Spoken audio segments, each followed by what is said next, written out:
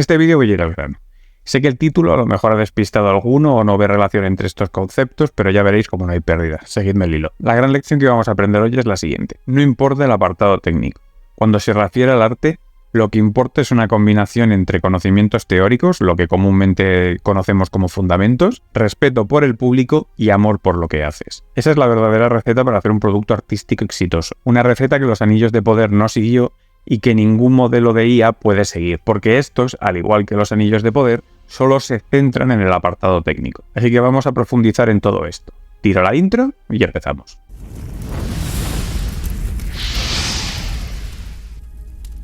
Para empezar hay que traer a la mesa un hecho objetivo y científicamente comprobable. Los Anillos de Poder es, en la jerga de aquellos que nos dedicamos a esto de la narración, lo que conocemos como una peralta.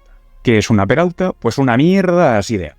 No es que la serie sea mala, es que directamente lo catalogaría como terrorismo audiovisual. Y ya sé que muchos vais a decir, sí, es que es woke y eso la hace mala. Ojalá. Lo de woke en esta serie es irrelevante. Es como pasar por el desembarco de Normandía y quejarte porque te has torcido una uña. Lo de esta serie va mucho más allá. Es mala a todos los niveles. De hecho, creo que hace falta un esfuerzo consciente por parte de los guionistas el poder crear algo que tenga tan poco sentido narrativo. Pero dicho eso, me alegro un montón de que la hayan hecho. Abro paréntesis. Hasta ahora, mi ejemplo a no seguir era Jujutsu. ¿No lo sabes? Ahora esta serie ha ocupado el puesto número 1 en esa categoría de historias tan malas que te enseñan de lo malas que son. Y precisamente lo que quiero que entendáis hoy es una de las lecciones más maravillosas que podemos aprender de esta serie. Y es lo que os comentaba al principio. Veréis, esta serie tenía, o no sé si sigue teniendo, el honor de ser la serie más cara de la historia. Y contaba con un apartado técnico espectacular. A nivel de artistas y creadores. Había gente con talento trabajando ahí. Y eso la colocaba en un punto envidiable para mucha gente. Y esto tiene que quedar claro. Estaba a nivel técnico, a nivel de capacidades técnicas y humanas, estaba en el top 1. O sea, no había un entorno mejor desde el cual crear una serie. Y aún así se las apañaron para entregarnos un producto mediocre, aburrido y sin ningún puto sentido. Y ahora relacionemos esto con lo que os decía de la IA. Tenéis que tener en cuenta que cuando hablamos de arte, las capacidades técnicas son lo de menos. Lo que realmente importa es el cariño que le pongáis a la historia y el respeto que le tengáis al público. Lo que importa son tus conocimientos sobre cómo estructurar una historia, cómo hacer que un personaje sea interesante, cómo hacer que el público se involucre en la historia, hacer que el mundo que has creado sea inmersivo. Este tipo de cuestiones sí son las que importan. Y como veréis, son cuestiones que no tienen tanto que ver con la técnica ni con la ejecución, sino más bien con la teoría, con esos fundamentos de los que hablábamos antes. Y aquí es donde tenéis que entender que en temas artísticos existe una gran diferencia entre saber y hacer. Y esa es la diferencia por la cual mucha gente, cuando estás aprendiendo a ilustrar, te va a decir que no copies de una persona. Porque lo importante no es saber ejecutar el dibujo, no es copiar esa imagen, sino entender el proceso que ha llevado que la persona a la que tú estás copiando llegue a hacer eso, ¿no? Entender ese proceso que hay detrás es lo importante. No sé si esto ha quedado claro, pero dejadme que lo reitere. A mí me gusta decir que no puedes dibujar aquello que no entiendes, del mismo modo que no puedes escribir aquello que no entiendes. Necesitas entender, o al menos creer que entiendes, lo que estás dibujando o escribiendo. Necesitas tener esa comprensión, esa seguridad en lo que estás haciendo para poder hacerlo de manera suelta y de manera que pueda atrapar el interés del espectador. Y eso nos lleva a entender o a comprender que por muy poderosa que sea la IA, siempre se va a quedar en ese apartado técnico. Siempre se queda en esa parte de la ejecución de la obra.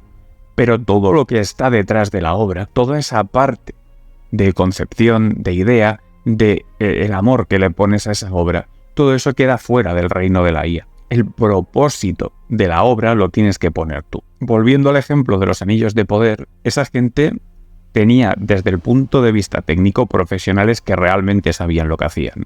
Hay concept arts de esa serie que son maravillosos. La gente que trabajaba ahí, desde un punto de vista visual, de vestuario, toda esa parte de artistas que estaban trabajando con ellos, era gente que sabía lo que hacía.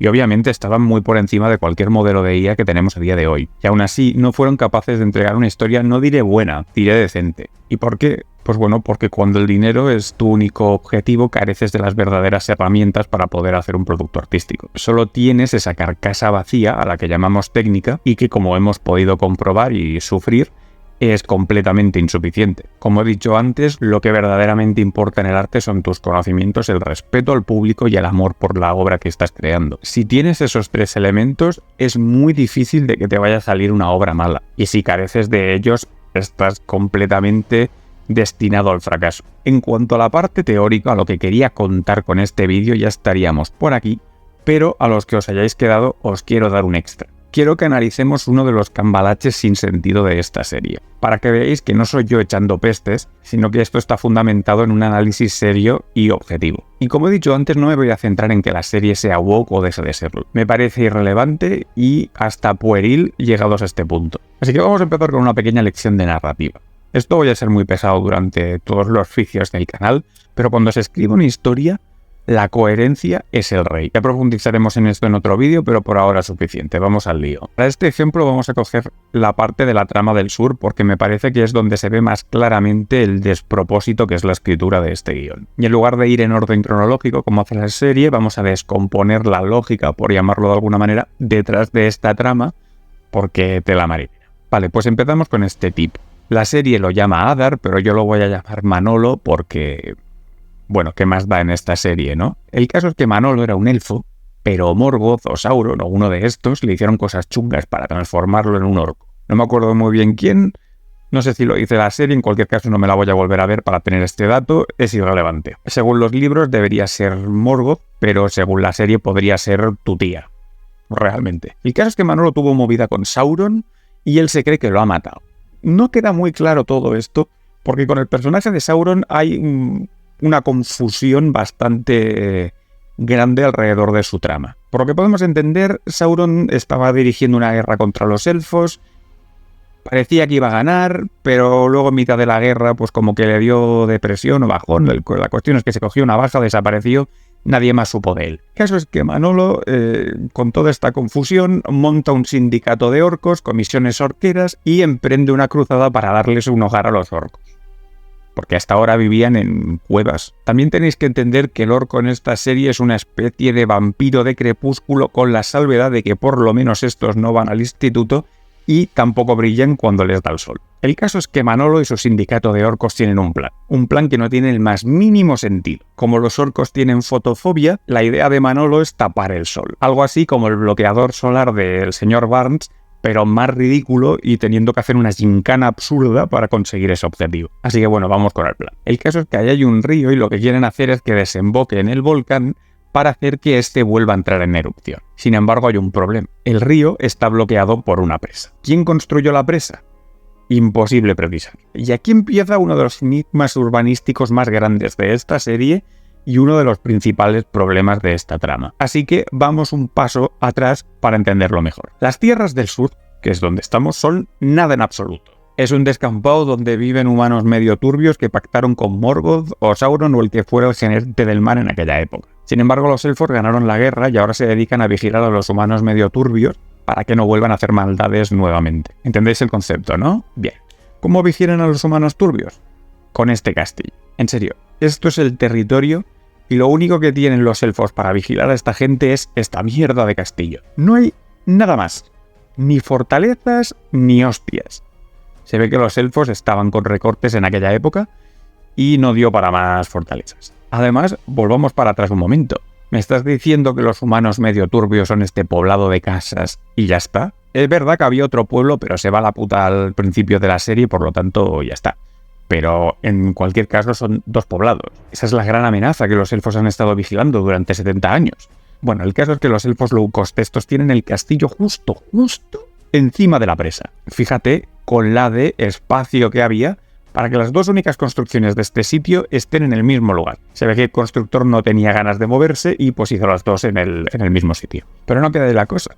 Los orcos o quien fuera que construyera ese castillo ha puesto ahí una escultura que revienta la presa. Imposible, me dirás. Los elfos han estado ahí 70 años, se habrían dado cuenta. Vamos a ver, que el guionista no es tonto. Tapó la escultura con unos matojos y así, pues ya está. Quiero decir, camuflaje. Es un plan sin fisura, vaya. La verdad es que llegados a este punto me surgen muchas dudas.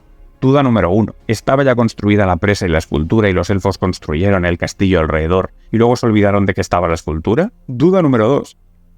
¿Acaso los orcos construyeron la escultura después de que estuviera construido el castillo? Si fue así, ¿cómo no se dieron cuenta los elfos de que eso estaba ahí? Y la duda más inquietante de todas, ¿lleva Manolo 70 años intentando hacer que el río entre en el volcán? ¿O alguien puso todo eso ahí porque le pareció molón y Manolo decidió aprovecharse de eso para su más que estúpido plan? Y no te preocupes porque ninguna de estas preguntas será contestada jamás por la serie. Y además no te he contado lo mejor. El mecanismo de la escultura mágica ninja de los orcos se activa con una llave espada que solo tiene filo si le das de beber tu sangre. En fin, podría seguir despiazando esto, pero creo que se entiende el concepto. No es una cuestión de ser woke o no serlo. Es una cuestión de no saber escribir una trama con un mínimo de sentido y creer que el público es idiota y no se va a dar cuenta. Pues la siento, gente, pero no ha colado. En fin, después de hablar de la montaña rusa de incoherencias que son los anillos de poder, volvamos a nuestro tema principal. Al final, lo que este ejemplo nos demuestra es algo fundamental en el arte, algo que ni siquiera la más avanzada IA puede replicar, y es el respeto por el público y el amor que tú le vayas a poner a una historia. Así que ya veis que por muy avanzada que sea la tecnología, por mucho que nos pueda ayudar a ir más rápidos trabajando, al final lo que le da esa esencia a una obra es el amor y el propósito que el artista le da. Es la habilidad de poder contar una historia con sentido, de crear personajes que nos importen y mundos en los que nos queramos perder. Así que ya seas escritor, ilustrador, cineasta o cualquier tipo de creador, recuerda que la IA es una herramienta maravillosa, pero no deja de ser eso, una herramienta. Tú eres el artista y tú tienes el control. Tu visión y tu voz única es lo que realmente importa. Como siempre, si te ha gustado el vídeo, no olvides suscribirte, darle like y compartir tus pensamientos en los comentarios. La semana que viene empezaremos un proyecto nuevo donde quiero que de manera práctica podamos utilizar todas estas herramientas de una manera, digamos, profesional. Así que hasta entonces, adiós.